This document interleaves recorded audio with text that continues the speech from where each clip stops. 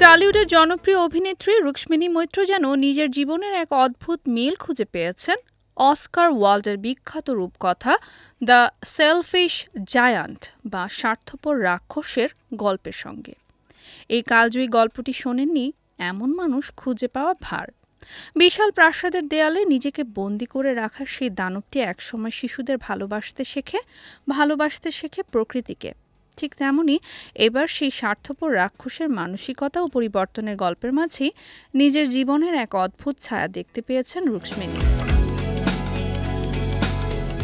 সম্প্রতি এক সাক্ষাৎকারে নিজের ভেতরের একরাশ অনুভূতির কথা শেয়ার করে রুক্মিণী বলেন, আমরা আসলে সবাই দিন দিন একজন সেলফিশ জায়ান্ট হয়ে উঠেছে।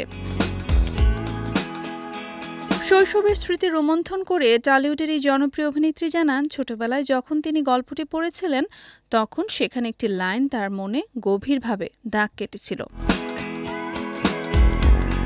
তার কথায়, আজ বাস্তব জীবনে এসে মনে হচ্ছে আমরা সকলেই এখন সেই পর্যায়ে পৌঁছে গেছি। আমাদের নিজেদেরও এখন কথা বলার উপর নানা সীমাবদ্ধতা বজায় রাখতে হয়।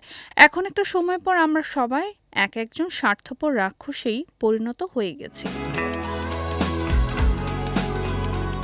এই টলিউড সুন্দরী আরও বলেন, যে কোনো কথা বলার আগে এখন আমাদের হাজারবার চিন্তা ভাবনা করতে হয়। মন খুলে সবকিছু আমরা আর বলতেই পারি না।